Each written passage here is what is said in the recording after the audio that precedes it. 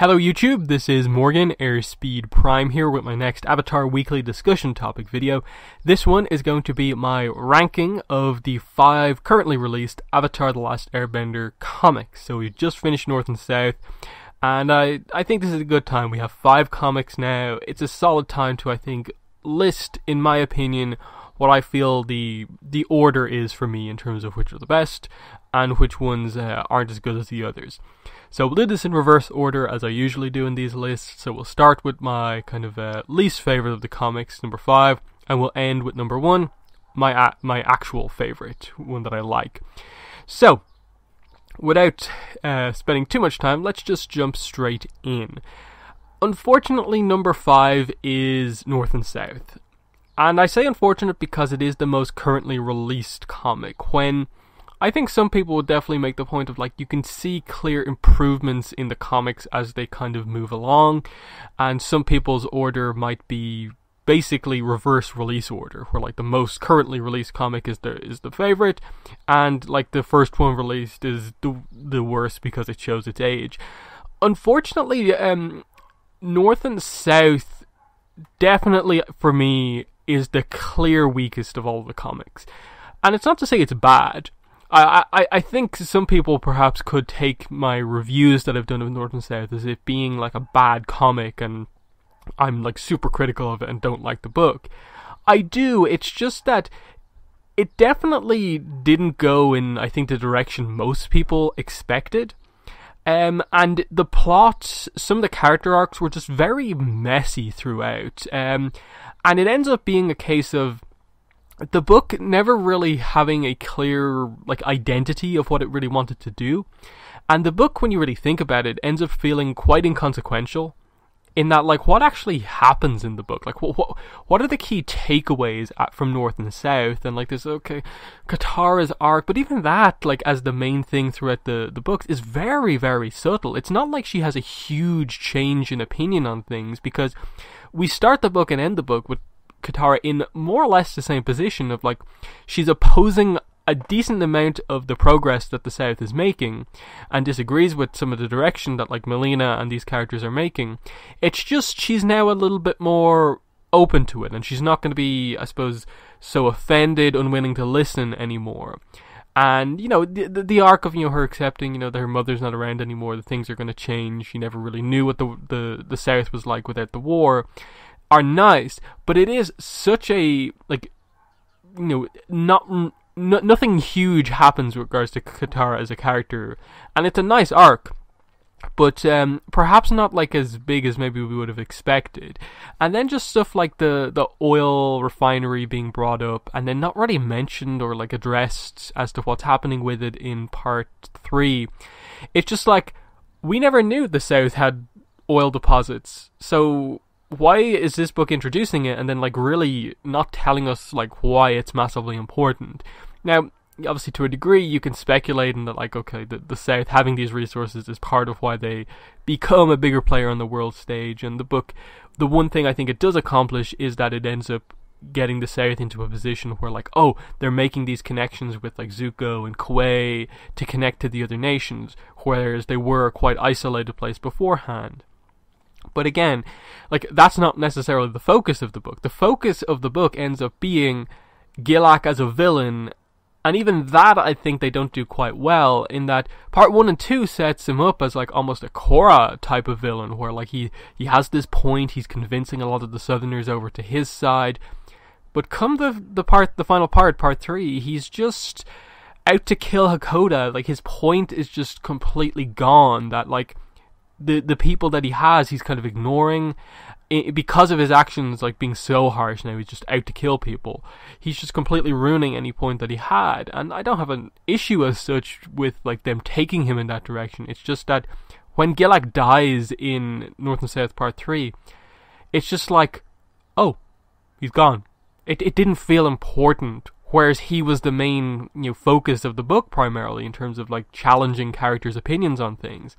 So it ends up feeling like Gilak takes up so much of the page count in North and South that could have ultimately been used elsewhere to develop the oil refinery stuff, Melina, Malik, all of these sort of things. So I'm gonna just wrap up the North and South thing here with just saying, like, it's a book that had a ton of potential, didn't necessarily make good use of that potential, is still, you know, solid, worth reading for sure, but definitely the least consequential book. Like, there's definitely the least amount of things to take out of it. I think it's got the least notable scenes. Like, there's the Hakoda Katara scene, a couple of the Melina scenes are quite nice, but like on the whole, like, it missed out on like a big Zuko moment when he arrives. Toph, Aang, you know, it being introduced into the series, not being there initially, don't really get a good chance to really like showcase what they're about once they arrive down there. And it's just a case of like a lot of characters are in use here,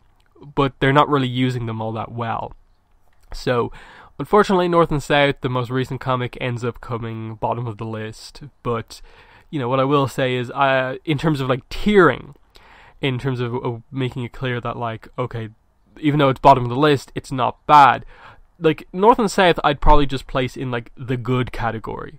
Like, establishing that there is a good category, there's like an average category, a bad category, and then above good is like very good and then excellent category.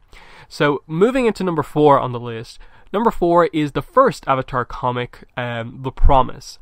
And again, in terms of tiers, I would place The Promise in the very good tier. So it's a tier above North and South for me. Here's the thing with this one. I think given that it's the first comic, it tends to be the one that gets the least credit, because the art improves so much from The Promise. Some of the writing improves from The Promise, but I think on the whole, like, it does enough with the characters and has notable things that happen, uses the characters well for the most part. I think the only weakness really that really stands out in The Promise is just that The Promise Part 2 perhaps is a bit too taken up by the school rivalry between Toph's metalbending school and Kunyo's firebending school. If Toph wasn't such a focus just in that middle part, and it was more spread out across the 3 parts, I think it would be a little bit more well respected. And admittedly, it is one of the more, I suppose, ones where like there's debates about, you know, do people like the leadership arcs for the other characters. I'm definitely on the side of, I really, really like the leadership arcs within this book. The fact that you establish with the end of the war, there are a lot of new leaders in place in the world. Quay is like now properly acting as the leader of the Earth Kingdom now that the whole Dai Li Long Feng stuff is over. But here's the thing: he has very little experience actually being the king because everything was done for him. Aang was great in terms of how he ended the war, but how does he deal now being in this kind of almost leadership position as the Avatar, where people are asking his opinion on these kind of almost political matters? He doesn't have a lot of experience in that front. Zuko, as the new Fire Lord, there are obviously doubts about him and the whole his decision making, and that is an absolute focus of this book, that The Promise comes into play, because Zuko, even though he made the huge decision to side with, you know, Team Avatar in the end of the show, doesn't necessarily trust himself enough to make the decisions as Fire Lord. So basically uses Aang to make this promise as like this last resort thing, where like, if I go wrong and make the wrong decisions, Aang, end me.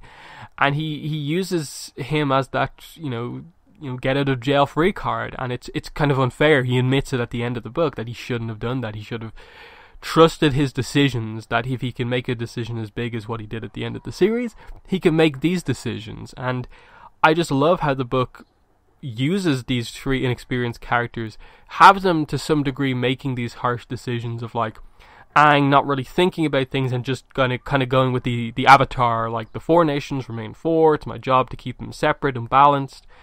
And then like characters like Katara, Corey and stuff like that, kind of having to like point out to Aang that look, the world is changing. Like you have brought the world into this era. Look at your relationship with Katara. That is a relationship between 2 nations. Roku's style of like the 4 nations must remain 4 doesn't account for that. It doesn't account for like Corey and Sneer's relationship. It doesn't account for Yu Dao, when that's the way things are now. There's no need for the nations to just be separate completely. There's no relationships between them. there are friendships now developing between these nations, and that's what's coming into play here. And Aang, Katara helping Aang come to that decision, Zuko, in the end, supporting basically Yu Dao remaining as it is, but maybe not necessarily understanding the full situation in the way that it actually turns out. And then Quay, of course, for the first time wanting to make a mark as a leader, kind of opposing the keeping Yu Dao as it is, kind of making it a nation to itself. But even though I criticize the Toph side of the promise, I do actually like the bit in the middle where, like, the metalbending students are on the verge of quitting because kind of Toph is pushing them so far, and she just realizes that I'm doing exactly what my parents have always done to me, pressuring me to become something that I'm not. And it's just, I suppose, them seeing her passion for metal bending and that she wants them to do well, that inspires them to do well, and, we progress to where we progress. For sure, it's perhaps not the most riveting comic throughout, but I think what it does better for me than North and South is that while perhaps North and South has, like, more fun character moments at certain points, I think the overall importance of the Promise plot with regards to Yu Dao being the most obvious setup for United Republic, plus the character arcs for a lot of the main characters being quite notable. Like, you have moments at the end of, like, Zuko admitting that, like, it's always going to be my flaw that I struggle with decisions. Aang admitting it's always going to be my flaw that I struggle when the people I kind of love and care about are in trouble, and I struggle to remove myself from those attachments. That's always going to be a part of me, but I'm going to accept it for now. And then Quay accepting that he doesn't know a lot about the world because he's been so kind of secluded. Those are really good, and I think beat out, like, the arcs, like, just, again, the subtlety of kind of Katara's arc in North and South. So, I put in the very good tier, a decent bit above North and South, but still, an underrated comic for me. I think if you guys out there watching this video haven't read The Promise in a while, go back and read that book. I think it will really surprise you, especially compared to North and South, how solid that book actually is. But we'll move on to number 3, our final one in the very good category. So in the same category as The Promise, and that is Smoke and Shadow. So this is the 4th Avatar comic series, the one focusing a lot on Mai, on Zuko, a little bit on Azula as well, Mai's father, Ukano, the New Oza Society, Kamurakage, that sort of thing. And I think reflecting on this one, it ultimately comes down to, with this book, if you went in kind of hoping that the entire book would eventually get to being about Azula, or you were able to accept that actually this is a really interesting, like, Mai-focused character piece with regards to what's going on with her. And, like, again, I think towards the end it has some issues, like towards the very end, of just how they really quickly resolve certain things and then just leave certain things wide open and in a confusing way. Azula, the setup for Azula at the end, I think is actually really good and is some of the best stuff in the book when she reveals herself as the leader of the Kamurakage and has that showdown with Zuko in the crypt. I think that is an amazing scene. I think I voted it as my favourite story moment from 2016 in terms of the new content that we got. And I absolutely think that's really good. Her changing her direction, kind of wanting to become, like, the advisor to Zuko, to kind of force his hand to become the person that she thinks the Fire Nation needs as a leader. Like, abandoning the fact that she's not meant to be the leader anymore and becoming the forgotten advisor, but someone who will ultimately have an impact in terms of getting Zuko to how he's meant to be. And I think it's so interesting the way that leaves things, because the question, I don't think, is necessarily like, will Zuko kind of fall to the manipulation from Azula? I think the question more is, when will Azula realize that controlling people through fear and trying to manipulate people to do things like that isn't the way to do things? That she thinks she's found her kind of destiny to become this advisor to Zuko in this way, but she's still not doing it the right way. She still doesn't get it. And that, to me, is one of the more interesting things that the comics have set up, as we'll talk about with one of the other comic series on this list. But yeah, the Mai stuff, I've always been a fan of Mai as a character, and I thought this was she was written exceptionally well here in her first, real time as like a main character focused on for a good while. How they developed her relationship with Kalo from the Rebound Free comic, and then the reinteractions with Zuko once he was introduced back into things. That plus having her and Ty Lee's friendship be developed a little bit more. Alluding again to the fact that those two are friends with Azula, and there is something there, and maybe if Azula changes, there is a chance for that trio of friends to come back together. And then just May dealing with her father and what was going on, her not wanting him to go to jail because of just her family dynamic, but ultimately having to accept that he's done some really bad things. And then even Ukano, who I think Ukano, in comparing Smoke and Shadow to North and South, I think Gilak and Ukano are kind of like the perfect example of like two characters who like are on initially appeared to be these kind of like minor comic villains. Gilak, they kind of missed the mark on the writing, and he really does end up becoming a quite inconsequential villain. Ukano, though, really actually is super interesting as a character in that you see he's being manipulated by Azula to do all of these things, but knows by the end that he's made huge mistakes. Kidnapping all of these children, putting them through all of this stuff, kidnapping his own son and kind of blaming it on his daughter. Just this acceptance, and the moment when he breaks down and kind of realizes that Azula is not ever going to let these kids away until she gets what she wants, and he just admits he's done everything wrong, and is crying outside of the door that's locked behind him. That's such a great moment, and him accepting his punishment in the end, that he did all of this for his family but took it way too far, but in kind of this subtle redeeming of himself, has left the door open for the family to come back together whenever he serves his sentence and so on. I thought that the May kind of family dynamic arc was really well done.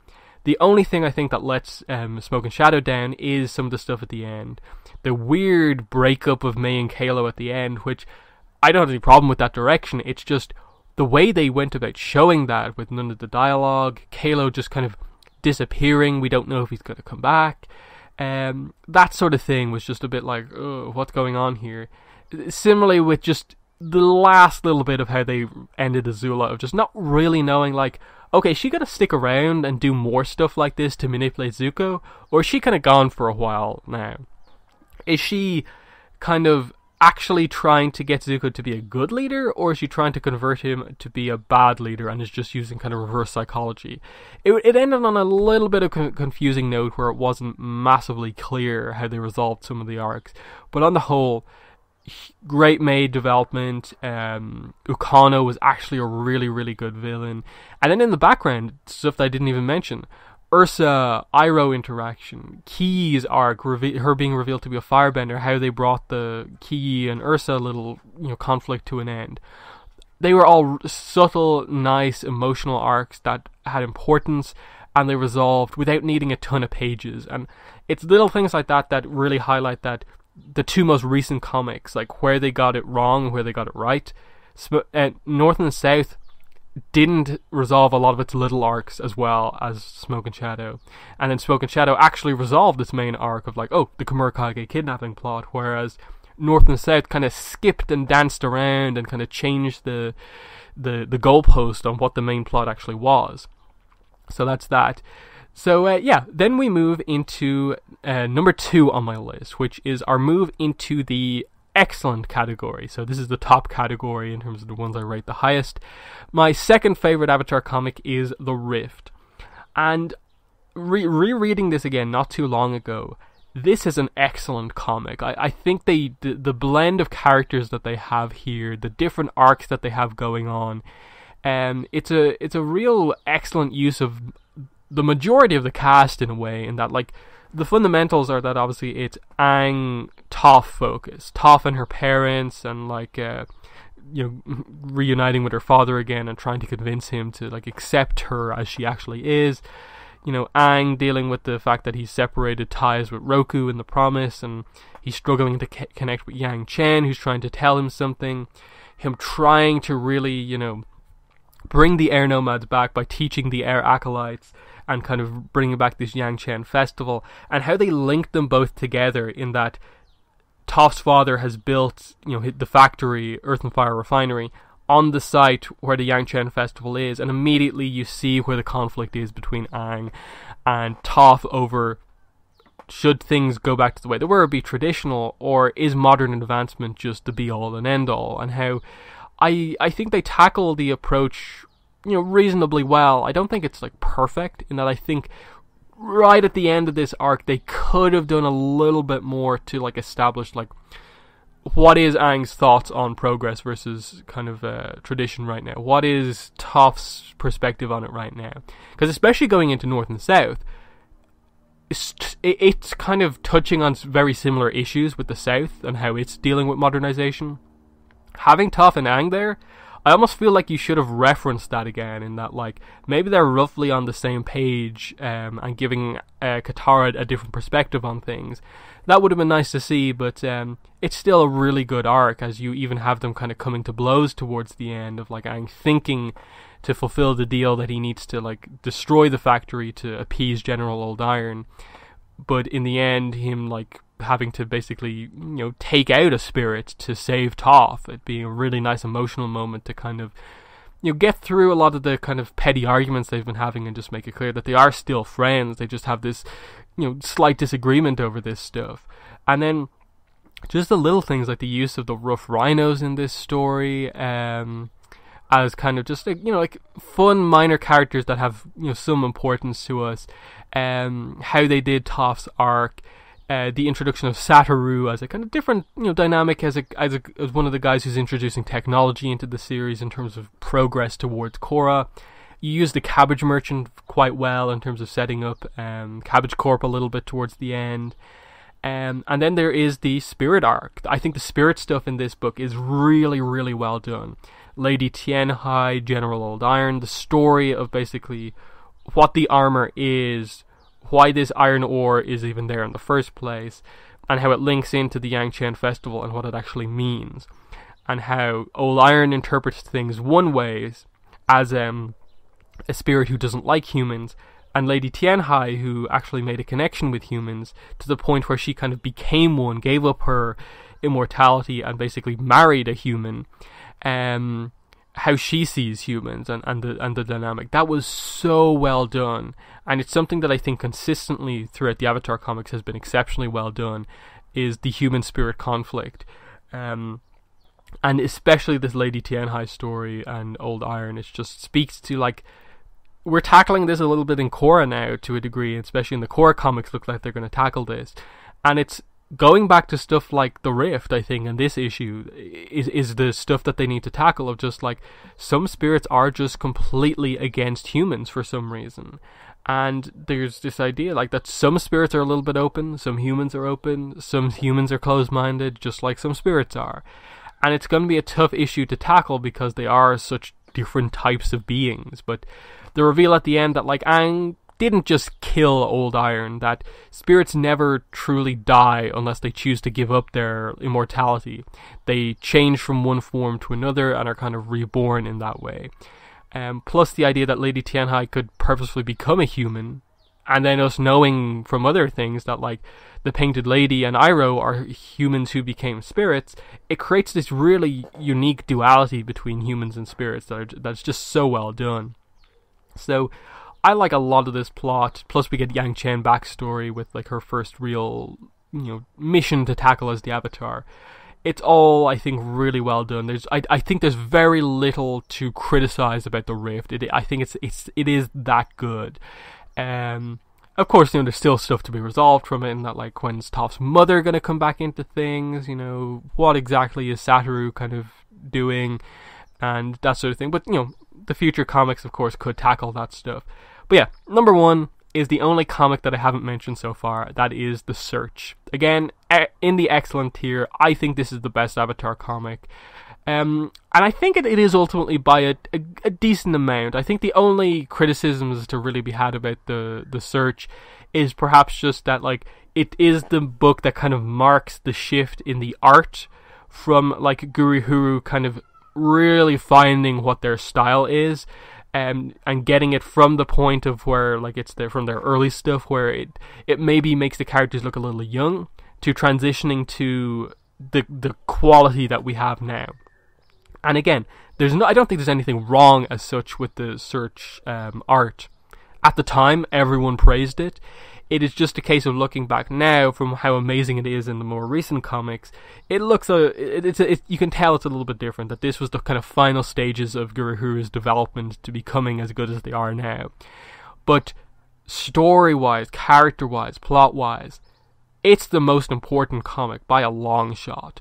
It's the story of what happened to Zuko's mom, what happened to Ursa, and the reveals that it has, the connections to these kind of little complex timeline bits from the show, exceptionally well done, like revealing that it was an arranged marriage between Ursa and Ozai, and Ursa was actually engaged to someone else beforehand.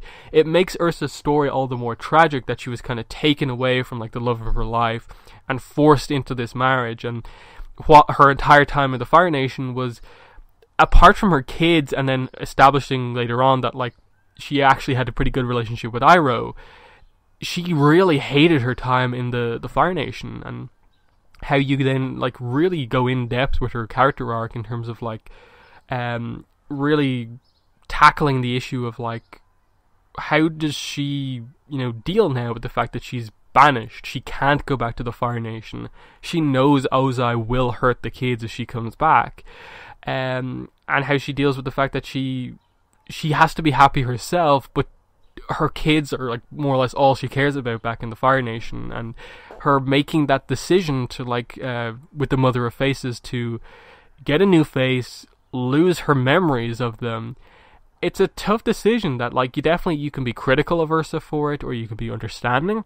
But I like that they added that kind of grey decision to Ursa as a character, that she chose to forget about them, kind of given that, like, I suppose for her, knowing that she could never really see them again in this situation, she chose to just accept that, like, once I don't show up, Ozai won't hurt them. It's not going to be great for them. But all I'm going to do here is just kind of constantly think about them, always suffer knowing I'm never going to see them again. Is it really the worst thing if I choose to forget, but I'll always know that they're at least safe? And just even that decision is there's so much discussion to be had around, like, was she right to make that decision or wrong, for herself, for the kids? Really, really well done. And then, like, establishing, like, Ikem. I think Ikem Noran is a really interesting character as well, and how they introduced them earlier on in the book, and you're like, oh, who are these? And then before the characters get it, you suddenly are speculating, wait, this is them, isn't it? This is Ursa. Noran and Noriko are Ursa and Ikem. And that reveal was so well done. And again, like a lot of the other stuff, the arranged marriage thing, the fact that the Fire Nation, like Azulon purposefully wanted a connection between the Fire Nation royal family and Roku's family lineage to make the royal family more powerful. That kind of explains like Azula's power level, how powerful Zuko is, and stuff like that. But also like the introduction of Ki, because of like Ursa having a child with Noran later on in her life. That Zuko now has like a sister who's actually nice to him, and they get on really well. Plus, the other key thing, it's not all about Zuko and Ursa. Azula, this is the story that really, really gets you invested in Azula, in terms of like, okay, she was in a mental institution, she's out now, but she's really struggling with like what her destiny is. She's just following Ozai's plot to get back into power, but what's next for her? Like, is she meant to be the Fire Lord? Does she still think that that's her position, or does she actually have to find something else that she is? And especially with where they take it later on, in terms of her basically abandoning Ozai, not really respecting him anymore, going off on her own. You definitely have to give a lot of praise to the Search for starting off that arc in terms of making her really interesting. The struggle that she's going through kind of mentally to find out like what she's meant to do. That the entire of ATLA was basically Zuko making his decision about what his destiny is. Now in the comics, we're seeing Azula tackle more or less the same thing. And her issues not being with her father like Zuko's were, but this time being with the mother. So that's still out there, that Azula and Ursa still have to have that conversation. And whenever that happens, it's going to be amazing. But other stuff that in this comic, we finally find out like what exactly happened when Azulon was killed. In that, okay, Ursa supplied the poison to Ozai, but Ozai was the one who actually committed the crime, and they made this deal. You have the kind of cliffhanger, sort of tease reveal, but like the whole idea of like Azula and Ozai's plan to get Zuko out of power off the throne is to basically use this letter that Ursa sent to Ozai to basically, get one back on him, basically, for everything that he's put her through, basically saying that Zuko isn't actually your son, and then the reveal at the end that, like, no, that was a lie. Of course Zuko is Ozai's son. That was a big thing that just got people talking and invested in this. And, just the focus, the amount of depth they went into with the backstory here, that, like, half of the search really is Ursa's backstory and her story. Then, like, the little things as well in this, I think, are actually quite well done. Misu and Rafa, the Water Tribe kind of siblings that they introduce later on, to add an extra layer of depth to the Mother of Faces plot. Establishing that Ko is actually the son of the Mother of Faces, and that spirits can have those relationships, and that the Mother of Faces is kind of judging all of these humans who ask her for these favors, like change my face, remove my memories.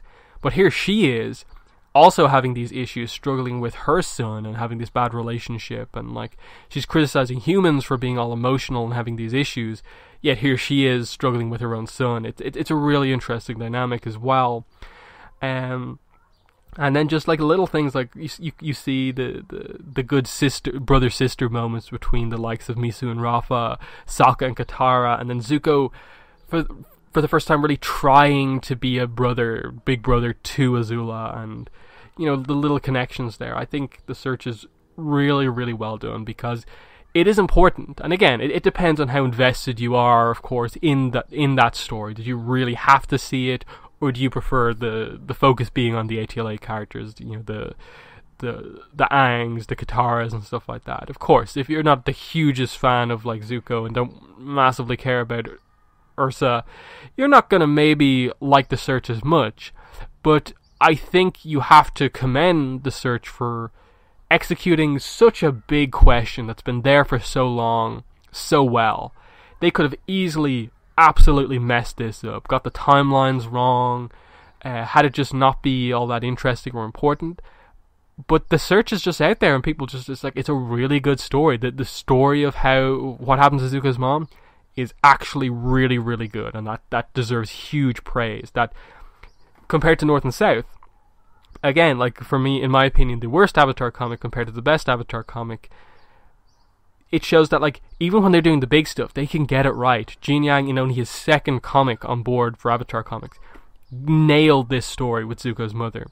Yet he somehow got the return to the South kind of wrong and muddled and messed up. Obviously, no one's perfect, of course. Mistakes are going to be made. None of the comics are perfect.